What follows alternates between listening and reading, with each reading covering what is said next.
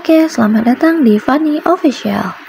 Nah, langsung saja teman-teman, di sini soal yang pertama untuk kompetensi teknis ya P3K guru ya.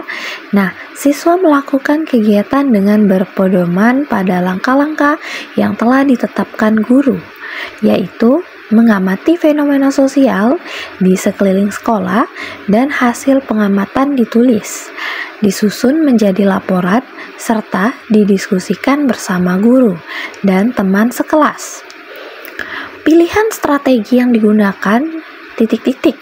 Nah, strategi ini itu digunakan menggambarkan tentang strategi apa sih teman-teman? Nah, yang A heuristik, yang B discovery, yang C project based learning, yang D belajar aktif, dan yang E pemecahan masalah.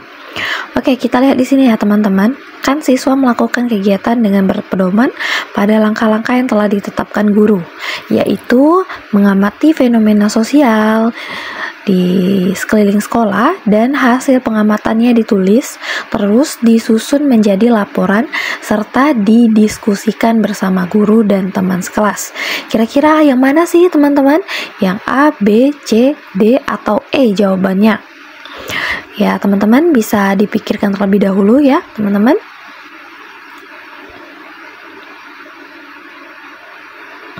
Oke, teman-teman. Nah, jawaban yang benar yaitu adalah discovery. Strategi yang digunakan adalah strategi discovery. Oke, kita lanjut ke soal nomor 2. Seorang guru mengajukan pertanyaan kepada siswa dengan tujuan agar siswa tersebut mengingat kembali materi pelajaran yang sudah dipelajari sebelumnya. Hal tersebut termasuk kegiatan titik-titik. A. Memberikan acuan, B. Memberikan bimbingan, C. Meningkatkan motivasi, D. Membuat kaitan, dan E. Melaksanakan tes awal. Nah, kira-kira yang mana teman-teman? A, B, C, D, atau E? Silahkan pikirkan dulu teman-teman jawabannya, baru itu nanti kita jawab sama-sama. Oke, jawaban yang paling tepat yaitu adalah membuat kaitan. Jadi peristiwa seperti ini ya teman-teman ya, termasuk kegiatan membuat kaitan. Oke, lanjut ke soal nomor 3. Berikut ini merupakan langkah-langkah pembelajaran dengan model pembelajaran project based learning.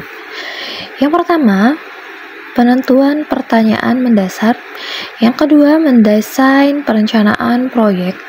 Yang ketiga, menyusun jadwal.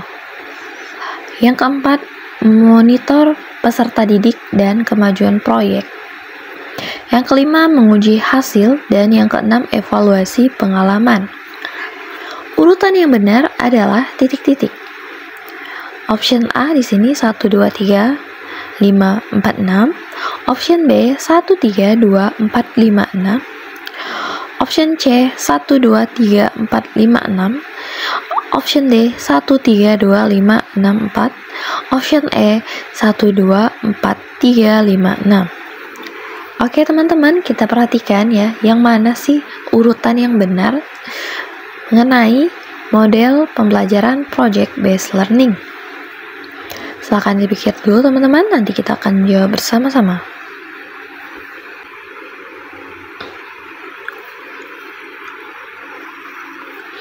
Jawaban yang tepat adalah C, 1 2 3 4 5 6. Nah, perhatikan teman-teman. Yang pertama, pasti kita akan menentukan pertanyaan yang mendasar. Yang kedua, setelah menentukan pertanyaan, kita akan mendesain perencanaan proyek. Dan yang ketiga, terus menyusun jadwal. Dan yang keempat, memonitor peserta didik. Kelima, kemudian menguji hasil. Dan yang keenam, melakukan evaluasi pengalaman. Nah, itu merupakan urutan yang benar pada pembelajaran dengan model pembelajaran project based learning, atau yang dinamakan PJBL ya teman-teman. Nah, lanjut ke soal nomor 4. Setiap akhir evaluasi dimungkinkan ada siswa yang prestasi belajarnya belum memenuhi ketuntasan, sehingga guru perlu melakukan remedi. Dasar rancangan program remedi bagi siswa yang capaian prestasinya di bawah ketuntasan belajar yaitu titik-titik. Yang A, sasaran terpenting pengajaran remedial adalah peningkatan kecerdasan siswa. Yang B, tujuan pengajaran remedial adalah sama dengan tes diagnostik. C, agar prestasi sekolah menjadi meningkat. Dan D, proses pengajaran remedial pada dasarnya adalah proses belajar mengajar biasa. Dan yang E, strategi yang dipilih hanya berbentuk tes ulang. Nah, kira-kira dari A, B, C, D, E, yang mana yang kira-kira jawaban yang tepat? Oke, waktunya saatnya menjawab. Nanti kita akan bahas ya. Oke, jawaban yang tepat itu adalah sasaran terpenting pengajaran remedial adalah peningkatan kecerdasan siswa. Karena setiap akhir evaluasi itu kemungkinan kan ada tuh siswa yang prestasinya itu belum memenuhi, sehingga guru tuh akan melakukan remedi karena pada saat sasaran terpentingnya pada pengajaran remedi itu adalah untuk meningkatkan kecerdasan siswa. Jadi jawaban yang tepat adalah A. Lanjut ke soal nomor 5. Teori ini memandang belajar sebagai hasil dari pembentukan hubungan antara rangsangan dari luar atau stimulus dan balasan dari siswa atau respon yang dapat diamati. Semakin sering hubungan antara rangsangan dan balasan terjadi, maka akan semakin kuatlah hubungan keduanya atau law of exercise.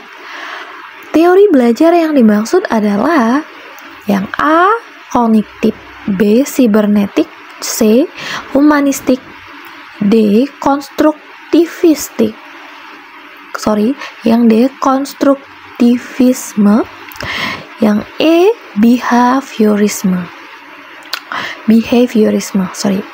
Oke, jadi yang mana di antara B, A, B, C, D atau E? Jawaban yang paling tepat mengenai teori yang sudah dipaparkan pada pertanyaan di nomor 5.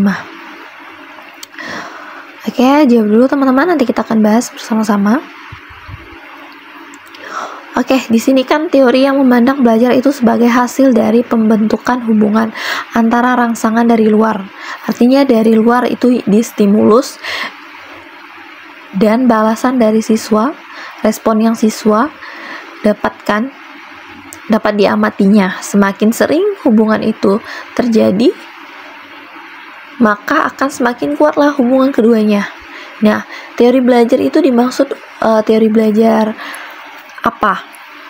Kan teori belajar ada kognitif, sibernetik, humanistik, konstruktivisme, ataukah behaviorisme.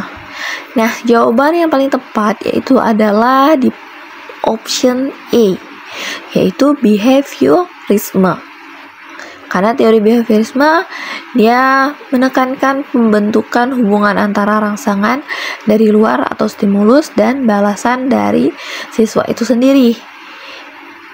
Jadi balasan dari siswa itu dapat diamati. Oke, jadi yang benar jawabannya yaitu adalah di E, behaviorisme.